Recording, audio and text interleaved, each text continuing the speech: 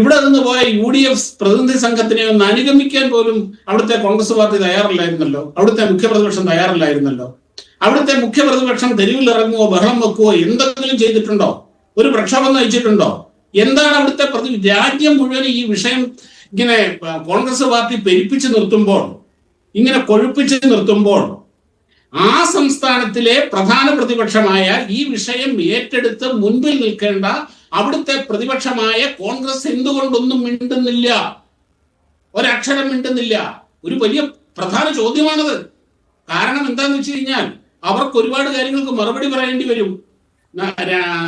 കോൺഗ്രസ് ഭരിച്ചുകൊണ്ടിരുന്നപ്പോൾ 3 വർഷം മുമ്പ്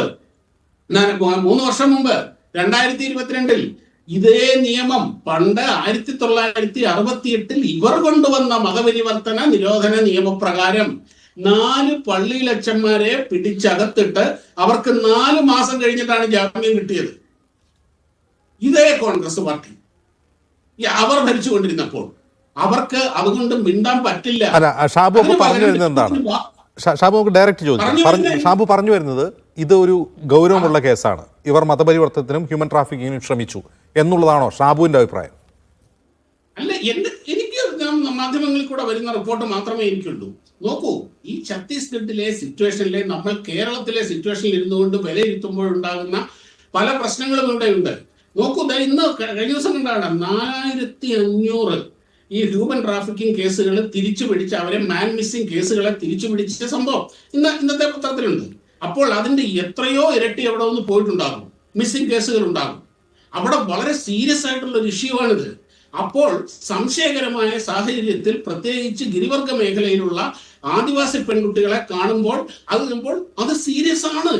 അവർ സീരിയസ് ആയിട്ട് തന്നെ എടുക്കും, അവിടുത്തെ അധികൃതർ, അവിടുത്തെ പോലീസ്. കാര്യം അങ്ങനെ വളരെ വലിയ പ്രശ്നങ്ങൾ ഉള്ള സ്ഥലമാണ്. കമ്മ്യൂണിസ്റ്റ് ഭീകരത അഴിഞ്ഞാടുന്ന സ്ഥലമാണ്. അവിടെ ആ അവസ്ഥയെ നമ്മൾ കേരളത്തിലെ സാഹചര്യത്തിൽ നിന്നുകൊണ്ട് നമ്മൾ വിലയിരുത്തരുത്. അവിടുത്തെ സാഹചര്യം വളരെ ഗുരുതരമാണ്, വ്യത്യസ്തമാണ്. എത്ര നിസ്സാരമാണെന്ന് നമുക്കിവിടെ നിന്ന് തോന്നുന്ന കാര്യങ്ങൾ പോലും വളരെ സീരിയസ് ആയിട്ട് അവിടെ എടുക്കും. പിന്നീട് ഇപ്പം ഈ കേസ് തന്നെ ഇത് ഇങ്ങനെയാണ്, സംഭവം ഇങ്ങനെയാണ്. ഒരു പോലീസ് സ്റ്റേഷനിലെ അല്ലെങ്കിൽ അവിടെ സ്റ്റേഷൻ ജാമ്യം നൽകി വിട്ടയക്കാവുന്ന സാഹചര്യം ഉണ്ടാവുന്ന സാധനമാണ്. കാര്യം അവിടുത്തെ പോലീസിനും അവിടുത്തെ അധികൃതർക്കും ഇതിനെക്കാട്ടും ഒരുപാട് കാര്യങ്ങൾ അവിടെ ചെയ്യുന്നുണ്ട്. പ്രത്യേകിച്ച് കമ്മ്യൂണിസ്റ്റ് ഭീകരത അതിനെ അടിച്ചമർത്തിക്കൊണ്ടിരിക്കുന്ന സമയമാണ്. അപ്പോൾ ഇതത്ര സീരിയസ് ആയിട്ടുള്ള കാര്യമല്ല എന്നുണ്ടെങ്കിൽ ആ കേസിന്റെ പുറകെ പോകാൻ അവർക്ക് കഴിയില്ല. അങ്ങനെ പോകേണ്ട സംഭവം ഈ പ്രതിപക്ഷവും ഇവിടെ നിന്ന് രാജ്യം മുഴുവൻ ഇത്രയും വലിയ പ്രശ്നമാക്കിയപ്പോഴാണ് ഇവർക്ക് ഈ കൂടുതൽ കോംപ്ലിക്കേഷനിലേക്ക് ഇത് പോയിരിക്കുന്നത്. അതായത് ഷാബു പറയുന്നത് ഇപ്പോൾ ഛത്തീസ്ഗഡ് ഒരു മാവോയിസ്റ്റ് ബാധിത മേഖലയാണ്. നോക്കൂ, ഛത്തീസ്ഗഡ് ഒരു മാവോയിസ്റ്റ് ബാധിത മേഖലയാണ്, അത് സത്യമാണ്. അതിനെതിരെ വ്യത്യസ്ത ഭരണകൂടങ്ങൾ സായുധമായി അവരെ ചേർക്കുന്നുണ്ട്, ഒരു കാര്യം. 2, ഛത്തീസ്ഗഡിൽ പ്രേക്ഷിത പ്രവർത്തനവും മിഷണറി പ്രവർത്തനവും നടക്കുന്നുണ്ട്, വസ്തുതയാണ്. ഇതിൽ നിയമവിരുദ്ധമായി എന്തെങ്കിലും ഉണ്ടോ എന്നുള്ളതാണല്ലോ നമ്മുടെ ഡിബേറ്റ്. അതിൽ രാജീവ് ചന്ദ്രശേഖർ BJP സംസ്ഥാന അധ്യക്ഷൻ്റെ ഉറച്ച നിലപാട്, അവർ ഒരു കുറ്റവും ചെയ്തിട്ടില്ല, അവർ മതിയായ രേഖകൾ പ്രകാരം ഇവരോടൊപ്പം യാത്ര ചെയ്യുകയായിരുന്നു എന്നുള്ളതാണ്. ഇത് തന്നെയാണ് BJPയുടെ സംസ്ഥാന നേതൃത്വത്തിൻ്റെ ഒട്ടുമിക്ക റാങ്ക് ആൻഡ് ഫയൽസിലുള്ളവരുടെ നിലപാട്. അതേസമയം സംഘപരിവാർ അനുകൂലികൾ അങ്ങനെയല്ല എന്ന് ഓൺലൈനിൽ വാദിക്കുന്നു. ഒരാൾ പോലും രാജീവ് ചന്ദ്രശേഖറിൻ്റെ പോസ്റ്റിനടിയിൽ ഒരാൾ പോലും കമൻറ്റിലൂടെ അദ്ദേഹത്തെ പിന്തുണയ്ക്കുന്നില്ല. അപ്പോൾ അതൊരു അസ്വാഭാവികതയാണ്. ആ അസ്വാഭാവികതയിലാണ് അമിത്ഷായുടെ ഉറപ്പ് പാലിക്കപ്പെടാതിരിക്കുന്നത്. ഇത് വിശദീകരിക്കപ്പെടേണ്ടതല്ല എന്നാണ് എൻ്റെ ചോദ്യം. ഈ സോഷ്യൽ മീഡിയയിൽ വരുന്ന കമന്റുകളെ നമ്മൾ അതിനെ അത്ര വലിയ സീരിയസ് ആയിട്ട് കാര്യം വാളെടുത്തവനെല്ലാം വെളിച്ചപ്പാടാകുന്ന ഒരു സാധനമാണ് സോഷ്യൽ മീഡിയ. രാജീവ് ചന്ദ്രശേഖർ BJPയുടെ സംസ്ഥാന അധ്യക്ഷനാണ്. അമിത്ഷാ കേൾക്കുന്നതും അല്ലെങ്കിൽ BJP എന്നുള്ള സംഘടന കേൾക്കുന്നതും സംസ്ഥാന അധ്യക്ഷന്റെ വാക്കുകൾ തന്നെയാണ്, അല്ലാതെ സോഷ്യൽ മീഡിയയിൽ വരുന്ന കമന്റുകൾ അല്ല. സോഷ്യൽ മീഡിയയിൽ ആർക്കും ഒരു സ്മാർട്ട് ഫോണും 10,000 രൂപയുടെ ഒരു സ്മാർട്ട് ഫോണും 10,000 രൂപ ഇല്ല ഇപ്പം, അങ്ങനെയുള്ള ഒരു സ്മാർട്ട് ഫോണും ഒരു നെറ്റ് കണക്ഷനും ഉണ്ടെങ്കിൽ ആർക്കും എന്തും പറയാം, എന്തും ചെയ്യാം. ഇവിടെ അതല്ല അവിടുത്തെ പ്രശ്നം. അത് ഞാനും അതിനെ ഷാബു പറഞ്ഞത് കറക്റ്റാണ്. രാജീവ് ചന്ദ്രശേഖറിന്റെ നിലപാടിനെയാണ് അമിത്ഷാ കേൾക്കുക. പക്ഷെ ആ നിലപാട് അമിത്ഷാ കേട്ടിട്ട് കൊടുത്ത ഉറപ്പ് പാലിക്കപ്പെടാത്തതിന്റെ കാരണം അങ്ങ് പറയുന്നത് ഛത്തീസ്ഗഡിൽ വേറെ സവിശേഷ സാഹചര്യം ഉണ്ടെന്നാണ്.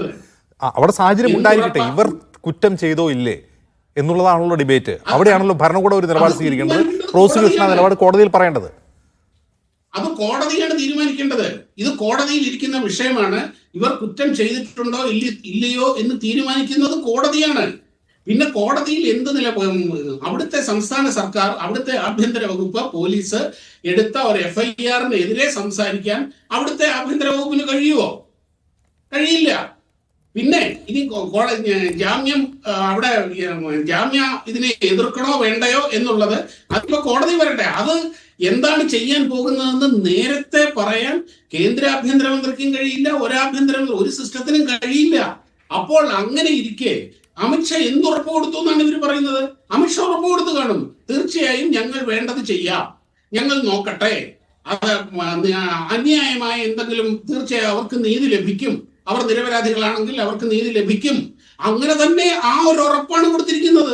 ആ ഉറപ്പിനെ അമിത്ഷാ പറഞ്ഞു അവരെ വെറുതെ വിടും, അമിത്ഷാ പറഞ്ഞു ജാമ്യം എതിർക്കില്ല എന്നും വ്യാഖ്യാനിക്കുന്നത്. ഓക്കെ, അങ്ങനെയാണെങ്കിൽ ഷാബു ഞാൻ ചോദിക്കട്ടെ, അങ്ങനെയാണെങ്കിൽ ഈ അനൂപ് ആന്റണിയുടെ നേതൃത്വത്തിലുള്ള BJP ദൗത്യ സംഘത്തിന്റെ പണി എന്താണ് അവിടെ പോയി?